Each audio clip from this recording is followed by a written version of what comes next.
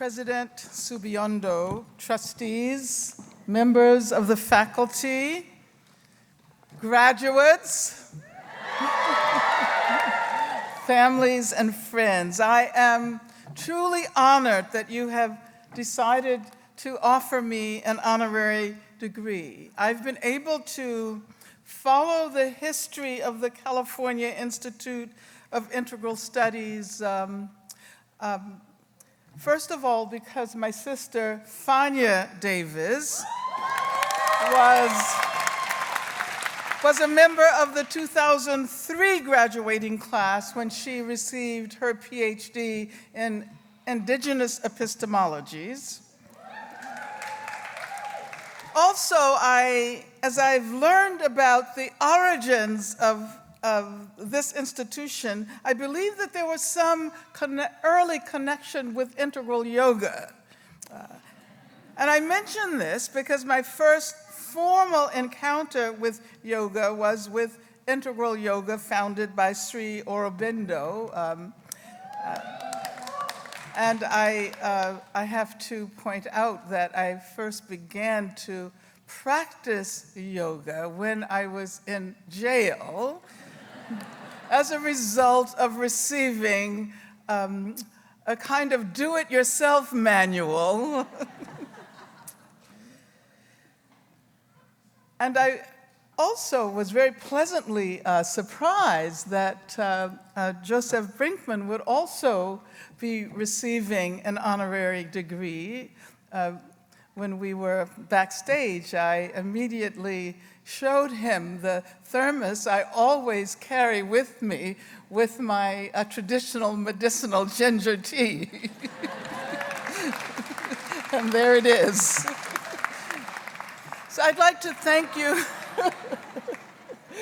I'd like to thank you for acknowledging the scholarly and activist work I have attempted to do over the decades, and thus also through me for recognizing the many communities of struggle with which I have been associated, especially those that have creatively and productively conjoined scholarship and activism, and which have permitted broader notions of interdisciplinarity, which acknowledge the epistemological function of praxis, which acknowledge that knowledge is produced in venues other than those that are institutionalized and professionalized. Thank you.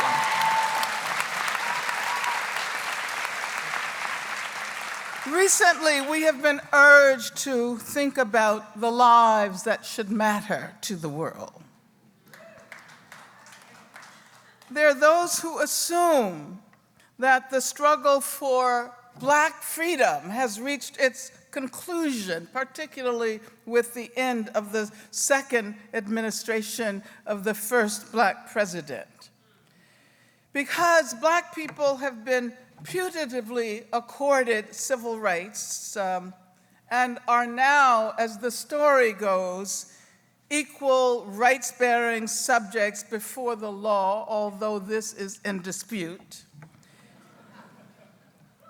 It is assumed that we can dismantle the institutions that were created during an era when Black people were actively, an earlier era when Black people were actively involved in the struggle for freedom. But of course, that struggle is far from over. And the efforts to relegate affirmative action and Black studies programs, et cetera, to the dustbin of history are exceedingly premature. Democratic futures, and I think this is what we are all about, democratic futures, democratic with a small d.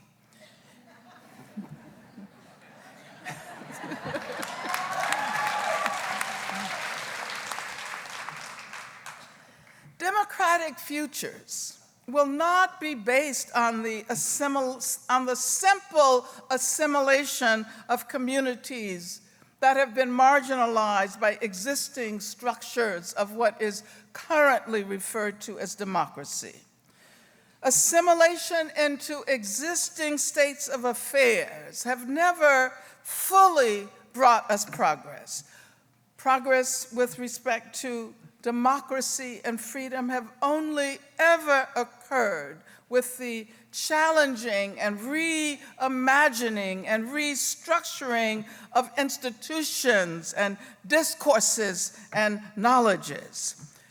Revolutions, whether they be political, scientific, or discursive, are always dependent on a willingness to let go of what seems most natural, most normal, most comfortable.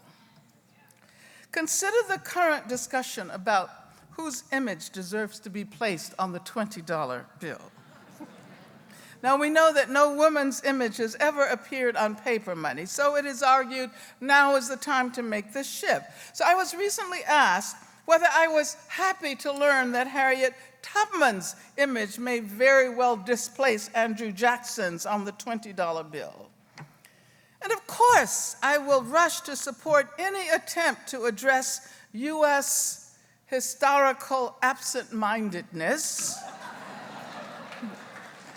by asking us to think seriously about the role of slaveholder Andrew Jackson, who orchestrated violent removal campaigns directed at indigenous people in what came to be called the United States of America, but to simply replace him with Harriet Tubman, with the abolitionist Harriet Tubman, is to ignore the role that capitalism played in sustaining slavery and sustaining settler colonialism and racism more broadly.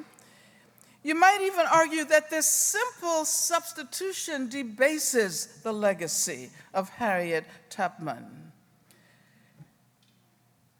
And certainly this assimilationist stance does not allow us to consider other possibilities. Instead of further legitimating the centrality of money in our societies by affixing Harriet Tubman's image on the $20 bill, imagine the possibility of abolishing the centrality of money altogether. In other words, by imagining a world in which what is most needed by living beings, human and otherwise, could not be so easily transformed into commodities, which might mean tuition-free education, free healthcare, free housing, and you can continue the list. So what is the role of educated beings? It seems to me that the role of educated beings is to suggest alternative frameworks, to imagine better ways of living and evolving worlds, to imagine new human relations that are freed from persisting hierarchies, whether they be economic, racial, sexual, political. And this is the spiritual significance of education. And that significance is that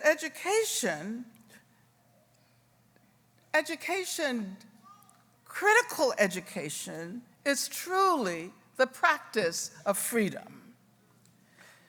Freedom, then, is not so much a state for which one yearns, but rather an incessant struggle to remake our lives, our relations, our communities, our democratic futures. I conclude by quoting Toni Morrison, who once said that if one is free, then one has to free someone else. The function of freedom, she said, is precisely to free someone else. Thank you very much. I am truly honored, and congratulations to the graduating class.